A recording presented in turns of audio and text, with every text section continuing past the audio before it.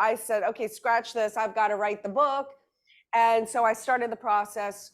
Grant was the one who said, you need to be a voice. So he pushed me. And that's what I love about love, because true love for me is someone who helps you achieve your goals and your dreams, even before you like actually have it set as that's your goals and your dreams.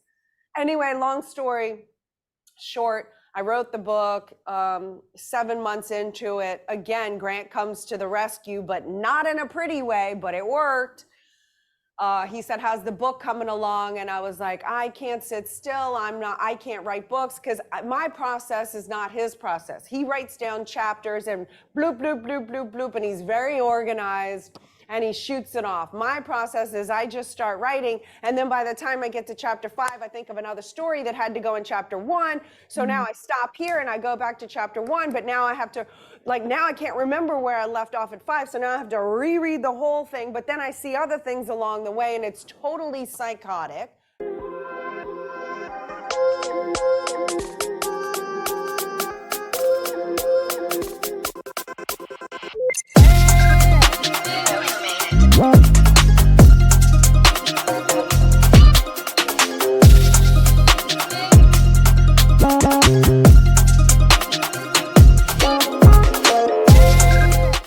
Hello, Empower Nation. Welcome to Empower Her Money podcast. I am your host, Angela Duncan, speaker, best-selling author, serial entrepreneur.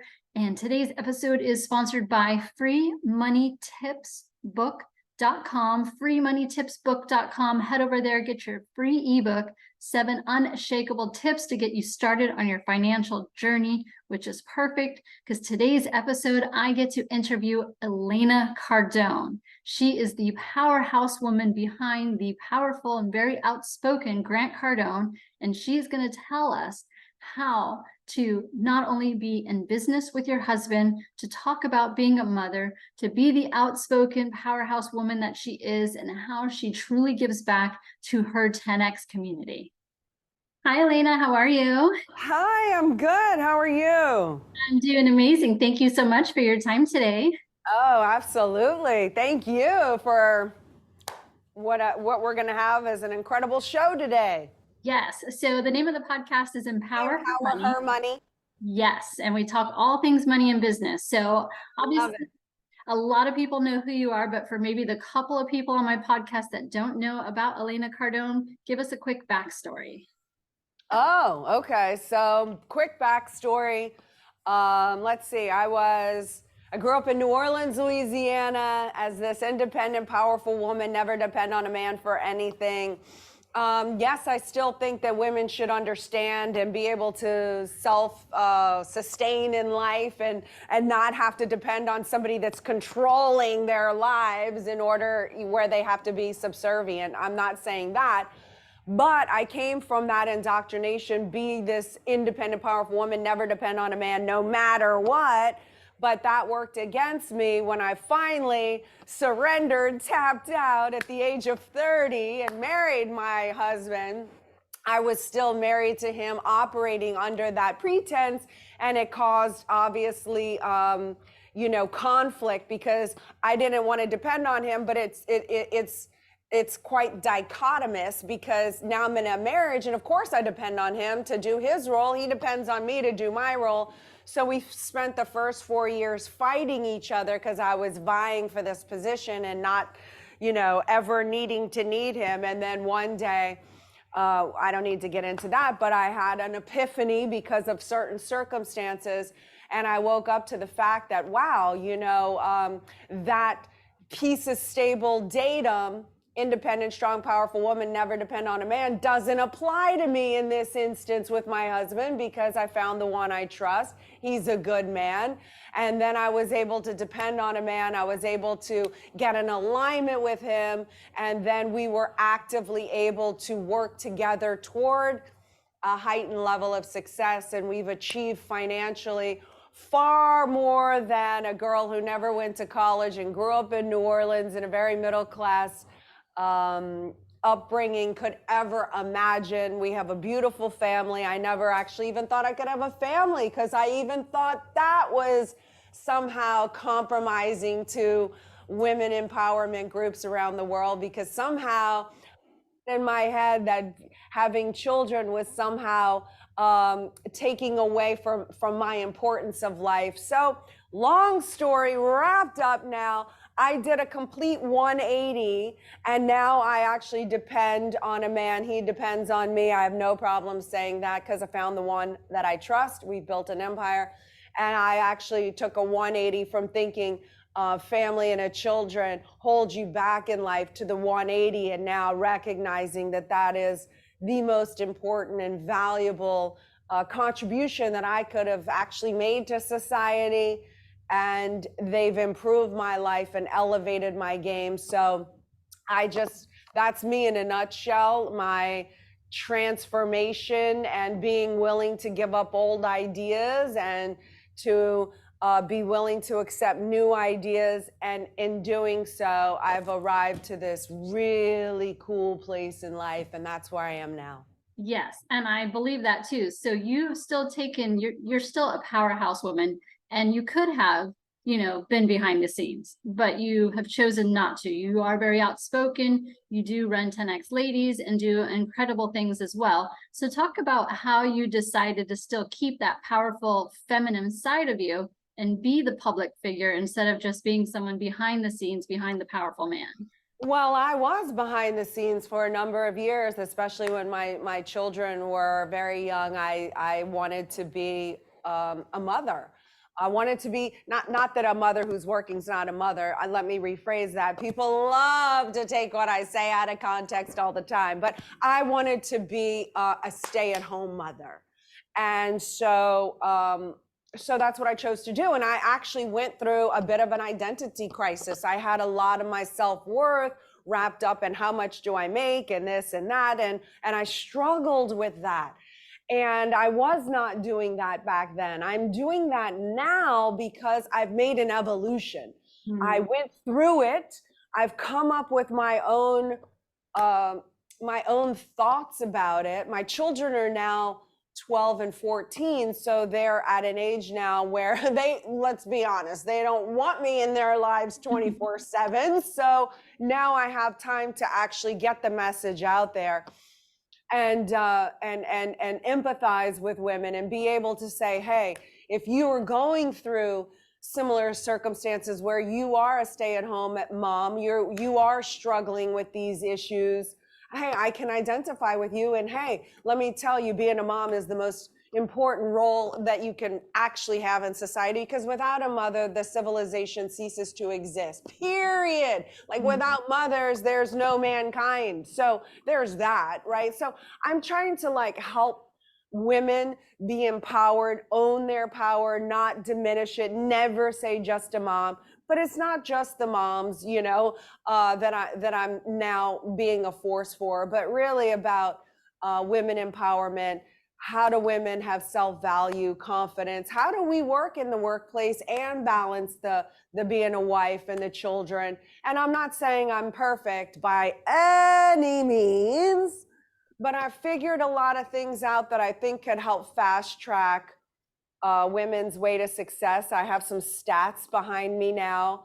So if, the reason I'm obligated now to come out and speak forward is because I believe that it's to my benefit spiritually if I can help another woman along this path and help change the trajectory of her mind, her life, then I'm fulfilled spiritually if I accomplish those goals. Yes. And you wrote this book, Build an Empire, which is one of my favorite books. And I love that you also spoke to not just married women in the book, but also single women in the book. So when you decided that you were going to write a book, talk about that process. Like what inspired you to kind of put this in? This is not like a little tiny book that some people will just put out to say, I'm an author, but you put some real value into this book. So what made you decide that it was time for you to write a book?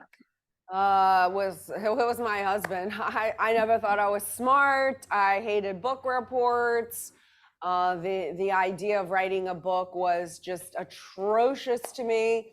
I hired a ghostwriter I spent 3 hours with this woman and I told her my whole life story. And what came back to me was nothing of what I told her. She was like, oh, and one of this little thing was, and I couldn't, like, from when I was younger, I detested, like, I never wanted to be married. That's part of my story. I never wanted to have kids because I was cuckoo. But so it comes back and it was like, and the dress, the wedding dress that I dreamed of since being a little kid. And I was like, I can't do this.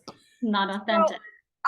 Well, it wasn't true. It wasn't me. It wasn't my voice. So I said, okay, scratch this. I've got to write the book. And so I started the process. Grant was the one who said, you need to be a voice. So he pushed me. And that's what I love about love, because true love for me is someone who helps you achieve your goals and your dreams, even before you like actually have it set as that's your goals and your dreams. Anyway, long story short, I wrote the book. 7 months into it, again, Grant comes to the rescue, but not in a pretty way, but it worked. He said, how's the book coming along? And I was like, I can't sit still. I can't write books because my process is not his process. He writes down chapters and bloop, bloop, bloop, bloop, bloop, and he's very organized and he shoots it off. My process is I just start writing, and then by the time I get to chapter 5, I think of another story that had to go in chapter 1. So now I stop here and I go back to chapter 1, but now I have to, now I can't remember where I left off at 5, so now I have to reread the whole thing, but then I see other things along the way, and it's totally psychotic, and I would probably try to do Grant's way the next time, but then I would continue on, and then chapter 7, same thing, and I'd have to go back and redo the whole thing. So, but anyway, Grant said, how's the book coming along? I had a million excuses. He says, well, you're lazy and a coward. Couldn't believe it. I was like, how is he not supporting me? Until I realized that in my idea of support would have been, coddle me. But that's not support. That's like coddling my weaknesses so I could be insecure and continue to use my excuses. Whereas he kind of metaphorically punched me in the face, woke me up, and I was like so angry. I stayed in my house for the next month and got the book done. As a result, I felt so empowered. I was like, oh my God, I'm one of the smart people. Who knew? I wrote a book. So I rehabilitated myself in that book. And then as an added benefit, of course, people like yourself tell me how that book changed their lives. Even my executive assistant, who was with her at that time, boyfriend for 8 years, when he read the book, when he finished reading the book, he proposed to her immediately because of that book. And I hear these success stories all the time. And so, what I really loved about the book when you did talk, because I am currently single, I am divorced, but you talked about, making not only just making the list of what your ideal man looks like and not being afraid to really go into detail about that, but then imagining the woman that he's looking for and realizing that I was not in a place where I wanted to be to meet that person. So that was like a huge eye opener for me, because it took it so much further than I had read in other books and really made me think about who am I and where do I need to go, and kind of incentivized me to become the better person, because I want to meet someone much different than where I've been dating. So that was an incredible takeaway for me. Oh, so awesome. When I had that epiphany, it was an incredible wake-up call for me as well, because when I realized that, I thought, oh my gosh, if I want the guy that I wrote down, what's he going to want? He's going to want a woman who wants him, not, I don't need you, I don't need nothing. Like who wants to be with someone who doesn't need them? Like, how good does that feel? Like you're just going to go off and do whatever, whenever, because you, like, no, everyone wants to be needed, wanted, felt special. So I was like, okay, well, there's an out point. And I just looked at it, and I was at the time hanging out in bars and excessive drinking. And I was like, nope, this guy wants a family. This guy wants a wife. This guy wants to build a life with a woman, and it won't be that woman. And I had to really make a lot of life changes. Yep, understand. So you're also a mother to 2 beautiful and intelligent young women who are very much involved in the business. Talk about how that's important to you and Grant, and how you include them so much in what you do every day. Well, they're invited to everything. I drove Sabrina over this morning, and she's just sitting in and hangs out with Grant all day. She's smart. She's understanding the business. It is very important. I don't push that on them, but it's important because I feel they'll never get what they get just being in this environment from a school system. It's not taught, nor do the people teaching it have. Most people don't have this access to this knowledge and experience that we've already been through to pave the way. I mean, it's just most people, let's face it, aren't 10x. Most people are satisfied with enough is enough, and most people think that people like Grant and I with these grandiose empire mindset, you know, are too much, or they want to criticize it because they don't want to do enough. So it's very important because they're going to get skills that they just wouldn't otherwise. My other daughter is at home right now. She's an actress and she's got a callback. So she's filming via Zoom with the people on the callback. And her interest at 12 isn't so much hanging out with The Office. Sabrina, 14, she does.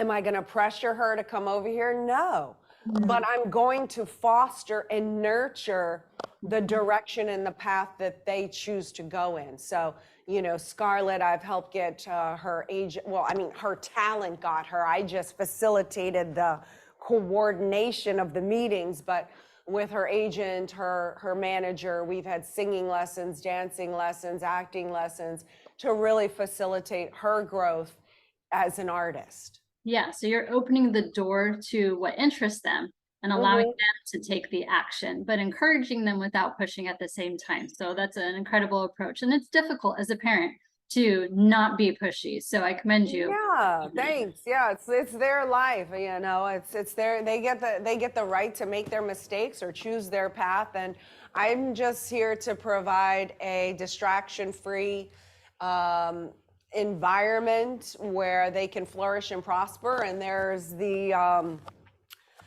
borders of this is the world. The outside of those borders, if you break my rules, those are the consequences. You will know about them ahead of time. There's no surprises. You're free to break the rules. This is your life. If you break the rules, you deal with the consequences. I'm not even going to get mad at you, but like, let's just have it all clear. Within the barrier, in the environment, you can paint your strokes, you can do whatever you want. It is your creation. I'm just here to help facilitate and be the best mentor, friend, mother, guidance that you allow me to be. You know, of course, I'm going to hold the parameter that I set for you, because that's my role as a mother. But the end goal is to facilitate two competent, happy children that are contributing members to society. That's my role as a mother. So that's everything I do is geared to, you know, allowing the petri dish for them to flourish and prosper in. And to be the role model as well. So that's great too. Yeah. I have been to quite a few 10X ladies. I live in Miami, so it's very easy for me to come up to the office. I'll be here at the Real Estate Summit in a few weeks. I've got my necklace that you gave to me. So I brought my daughter, who is 20, to the last 10X ladies, and I bought the diamond ticket because for me, I wanted her to be around the best of the best and have a chance to talk with you, which you did some little one-on-one coaching, and with Natalie Dawson, one-on-one coaching. So it is important to be a parent to open the doors, but also to know that they have to work to get to where you're at as well. Right. Oh, that's awesome. Thank you for that. Yeah. So you are a highly intelligent person, by the way. One of the things that fascinate me about you is your love and study for like the origin of words. Where do you think that came from? Well, it actually came from a mentor that I study in depth, a man by the name of L. Ron Hubbard. He founded Dianetics and the Church of Scientology. And I had massive study issues my entire life, again, thinking I was a slow and dull student. And then I picked up a very basic book for children called Learning How to Learn. And then I picked up another book called The Basic Study Manual. and it tells you the 3 barriers to study. And I'll just briefly tell them to you, but it changed my life forever. So the barriers to study are, well, one of them is, you know, one barrier is you have to have interest in the subject that you want to study, right? So, and then you can't think you know it all. But the 3 barriers are: 1, absence of mass. What does that mean? That means if I am studying about a thermos, right?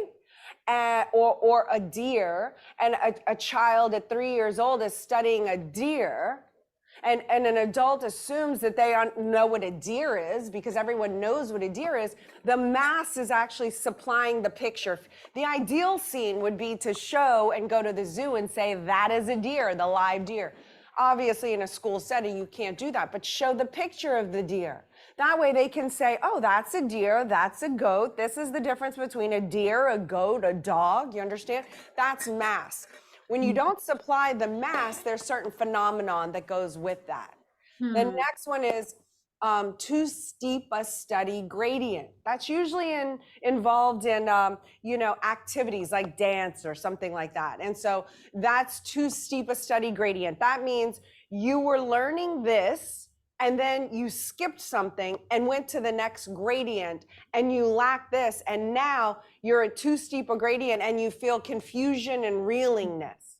Yeah. See, but now that I can identify confusion and reelingness, I go, oh, too steep a study gradient. What does that say I have to do?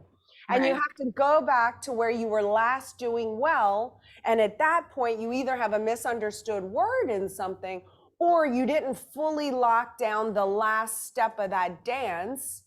You're moving your foot different or something, then you went to go do something else, but you didn't get that piece in, and now you can't have the ability to do the further dance because you didn't lock it in. So, and the third barrier, which is where the origin comes from, is the misunderstood word. And it's deadly because most kids misunderstand words. And it has horrible phenomena like blankness. Have you ever read on a page and you started to read a story and then the rest of the page goes blank and you went into complete non-comprehension?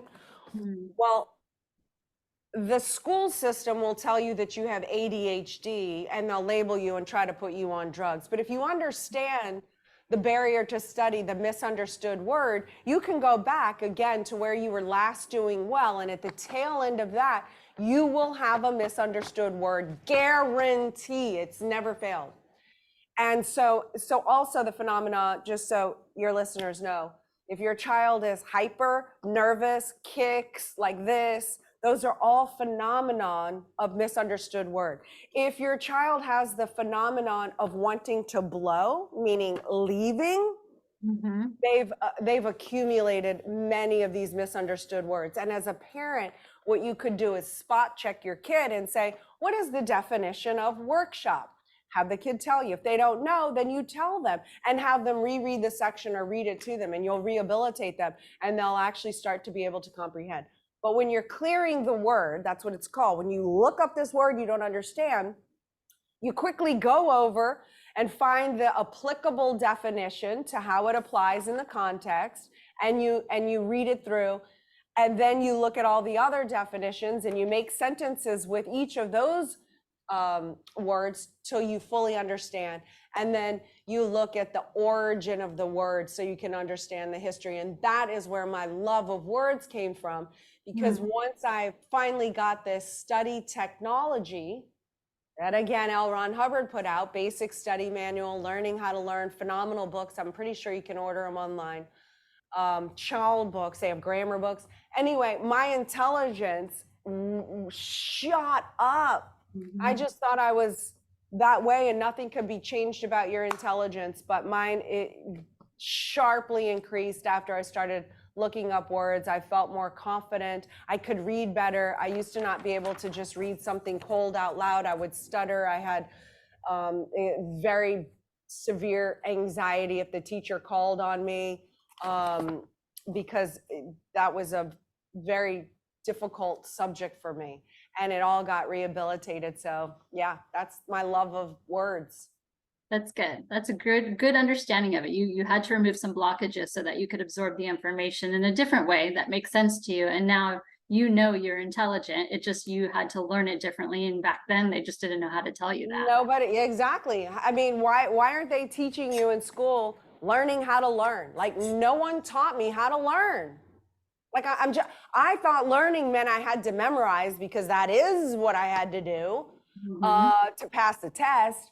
Problem with memorization is it's not applicable. So now we're overburdening kids with the task of memorization. What year was Dr. So-and-so blah? Does it matter? Why is this applicable? It's stressful, it's anxiety. And then you're gonna tell me that I got an F because I can't remember dates, and now you're gonna label me dumb because, no, how do you apply? But they're not asking in schools, how can you apply this? Or why is this data? Or how would you, give me 3 examples of how you could apply this data to your life. Okay, then we're breeding smart, intelligent children who can learn how to think and apply the data to life, rather than just let me stress the hell out of them and then go drug them with a bunch of drugs and label them with a whole bunch of problems. Like, no. Yeah, well, we can go into like a 5-day workshop about the failure of school system, but this is why as parents, we take on the responsibility to teach them better. So I have another question for you. What's next for you? I believe you have a podcast coming out, but what do you see in the future for Elena Cardone? Oh God, we have big futures. I'm doing a podcast. It's launching in January, the Elena Cardone Show. I'm going to interview 52 women and men. It's a woman empowerment show. So for the women, yes, their life story. It's going to be incredible, applicable data, inspiration, great tips. For the gentlemen that I interview, it's really picking their brains. I have this idea to interview really successful, wealthy men to see what are they like, how did they get their success, and then talk to them about relationships, non-negotiables. What is their idea of this woman, that would too much makeup, this much, like what are your thoughts on everything pertaining to women, and just chopping it up with the guys so that these single women can look at these men, married and single, and just get an idea of, okay, this is interesting from their point of view. Given that they're all like very successful, non-degenerate rich men, that's my goal. Yeah, you're using it as a platform to teach other people by, similar. And learning myself. I'm trying to figure out, how can women and men work more cohesively together and get on the same page. So I have the podcast coming up. I've got my whole Empire series that I do. I do that 4 times a year with the Empire Academy. I have 10X couples. We go out twice a year with couples to remote Cabo retreats, and we have a blast. It's more of an experience. That's a whole lot of fun. I have my real estate empire. I'm growing to 1,000 plus this next, hopefully 2,000 to 5,000 this next year. That would be incredible. And continuing to help around here, being the wife or the mother. So we have a lot of big events. I have a 10X Ladies Club that I'm starting this year, where I can really hone in on some really high-powered, accountable-driven 10X ladies who want to be in a women's only group, where we can have an experience and hold each other accountable, and be able to work and exchange and collaborate with each other to be the women behind the women in life and in business. So I'm forming the 10X Ladies Club this year that I'm really looking forward to. Yes, and maybe we can do an excursion too someday. Yes.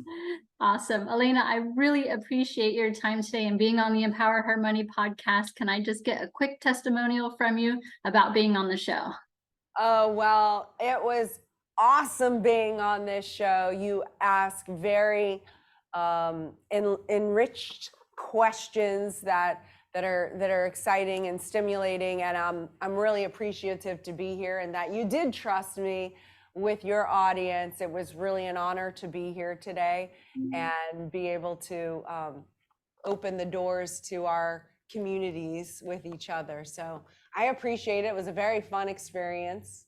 Thank Thank you. you. Thanks, Elena. Go check out Elena Cardone. Her podcast is coming out soon. Follow her on social media. And if you're in Miami and come to a 10X event, reach out to me and we will do big things together. Thank you. I love it. And the book that you showed earlier, if your audience wants that book for free, go to elenacardone.com/empire. Just pay for the shipping, but I'll send you the book for free. Thank you so much for having me on your show. Thank you. Thank you so much for tuning into Empower Her Money podcast. Hope you enjoyed this episode. Don't forget to subscribe, share this podcast, and leave a review wherever you are tuning in.